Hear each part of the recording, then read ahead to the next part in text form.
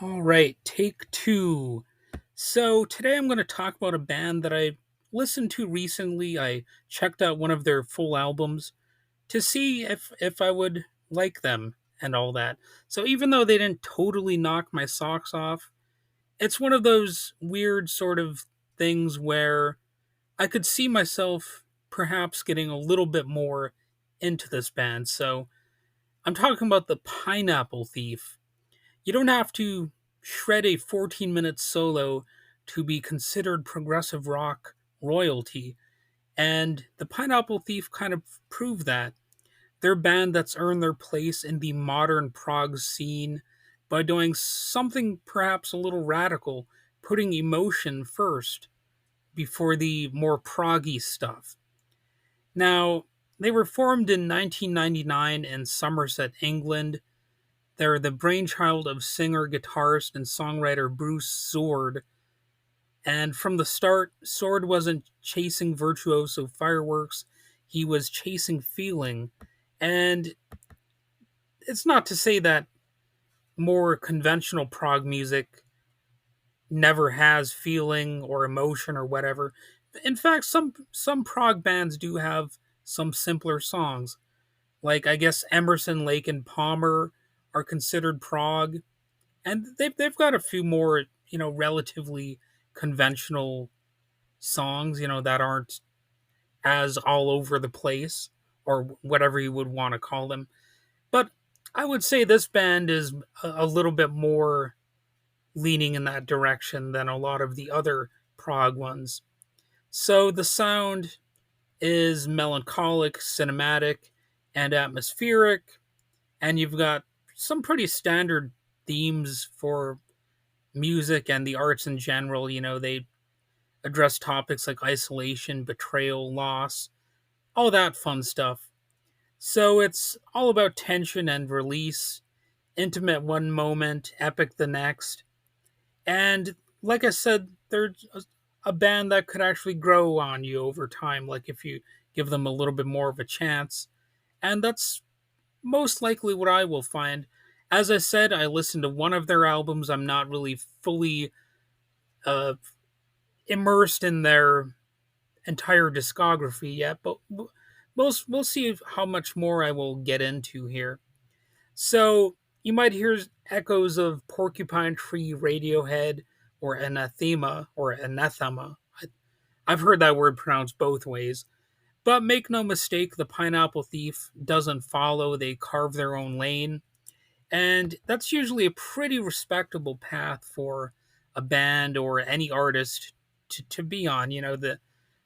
The sort of independent trail to sort of blaze it on your own and not so rigidly pursue the paths that others have carved out.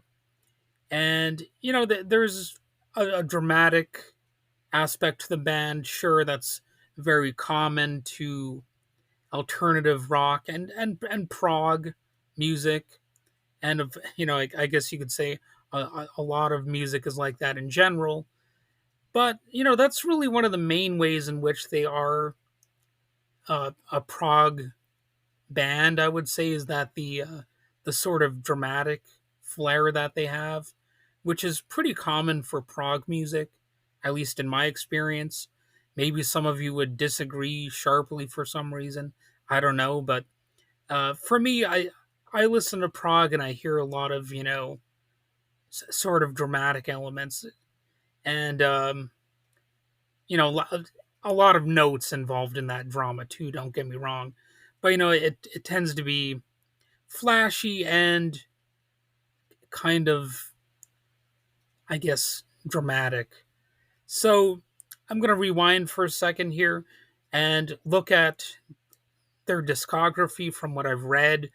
I'm not basing this on experience because I said I haven't listened to all of their stuff, but their 2003 album, Variations on a Dream, put them on the map. It's considered a haunting, beautifully crafted release that sort of caught the attention of the UK prog scene. From there, they evolved to release Someone Here's Missing from 2010, which I believe I've read brought a darker, more aggressive energy to the band. At least that's what I put down here in my notes. There's Magnolia from 2014, which is said to have tightened things up. It's more concise but still moody. And your Wilderness from 2016, I'm led to believe that that's when things really clicked. And it might be one of those things where some people out there might prefer the earlier stuff, and I guess if you prefer that, let me know. I I I'm still new to this band, so it's not like I'm under their spell that deeply yet. But I'm checking them out. So I guess part of the turning point was the addition of Gavin Harrison. He was the drummer for Porcupine Tree and King Crimson, and he joined full time in 2016 after guesting for a little while. And it said that his arrival didn't just raise eyebrows, it raised standards. That's what a lot of fans out there would probably say. Suddenly, the Pineapple Thief had this rhythmic precision and this depth without losing their emotional weight.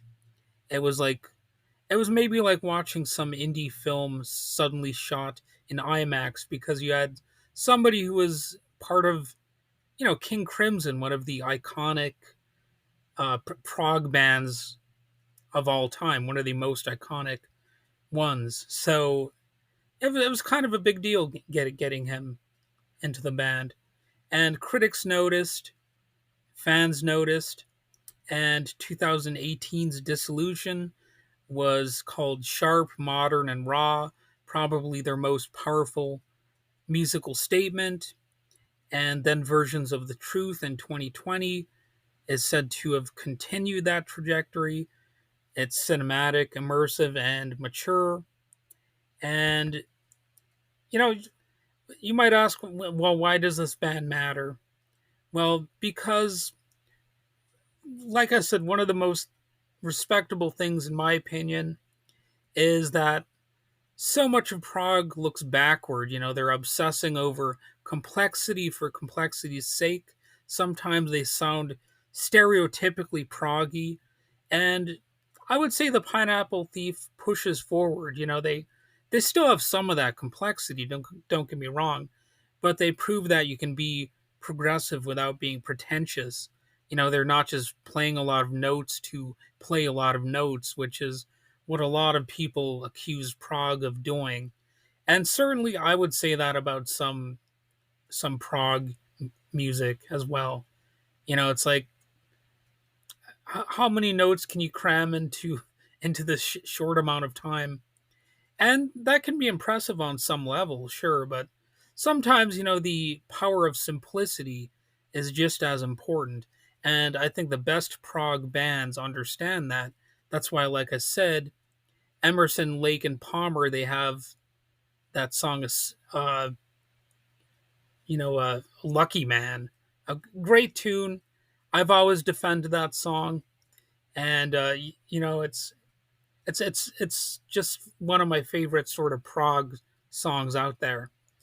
And for the more, I guess, complex stuff that I like, you know, King Crimson's 21st Century Schizoid Man, great stuff. Obviously, not the most simplistic thing to play, but it still works, So there are examples of more complex sounding prog that still kicks ass. I'm not saying everything has to be sort of dumbed down to the most simple elements. Although sometimes I do love simplicity and just keeping things straightforward. Like garage rock, punk rock often does that, of course. But sometimes it's cool to hear lots of notes actually. So for a band to be sort of somewhere in the middle, I think that's pretty cool. And I guess you might also ask, are they progressive without being pretentious, or does their apparent lack of pretentiousness make them more pretentious? Because at a certain point, like that word gets thrown around so often, that it's easy to forget what it even means, you know? So you might also wonder, does it take away their prog cred to emphasize emotion a little bit over the complexity? I don't know. I'm not that big of a prog head, I guess you might say. So that it's not about how many notes you can play is a refreshing thing, and it can be about how hard those notes hit. That's really one of the key aspects of music. So sometimes, the emotionally resonant instrumental is a very moving part of music for me. I've I've always wanted instrumentals to make a return. Too much of music is about, the singer, and even sometimes just, the bass and the drums are too emphasized in modern music. I want to hear some other musical instruments sort of make a comeback. And no, I'm not just talking about guitar. Don't worry, even though I love guitar and it's my primary instrument, I just mean I'd like to hear some other instruments kind of move to the forefront a little bit more, and not just synthesizer either. Even though, yes, I love synthesizers and I own a synthesizer actually, but it would be cool to have some other, maybe even random instrument have sort of a heyday, and sort of be emphasized in a refreshing way. Well, anyway, if you're new to the band, I guess the roadmap would be, I almost said road mac, but the roadmap would be to start with Dissolution for emotional weight and the immaculate production from what I've read about it. And then you can try Magnolia if you're after something tighter and more accessible, or go with Your Wilderness for a perfect balance of both. So I guess maybe that's one of their better albums. And when you're ready to dive deeper, you can go back to Variations on a Dream, where the seeds were planted, so to speak. So anyway, the Pineapple Thief may not blow you away with their sheer speed or flash, but if you're craving music that actually says something personal, reflective, and at times hauntingly beautiful, this band might deliver that for a lot of listeners. You might want to give them a chance. And as usual, it's probably a bad idea to base your opinion on a band on just one song. You should probably try more than one. And hell, you might even say that about albums, because sometimes a band will put out an album that you won't be crazy about, but maybe they've got another album that's great. That happens sometimes. I can definitely name bands like that. I think most of us are fans of bands like that, or individual pop stars, or whatever, whatever your genre that you're looking at. You can probably find a bad album or two in their arsenal. And heck, I've got some albums that I've put out that I would consider trash, and others that I would consider treasure, pretty much.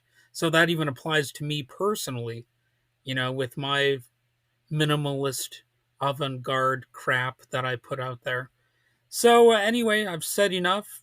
I think. Thanks for listening to Critical Weight Theory. If you like the episode, feel free to leave a rating and share it with your fellow music lover. And of course, check out other episodes where I talk about a wide variety of topics, not just music, but movies, TV shows, society, politics, random trivia here and there, and occasionally some self help sort of stuff. So, see you next time. Have a good one.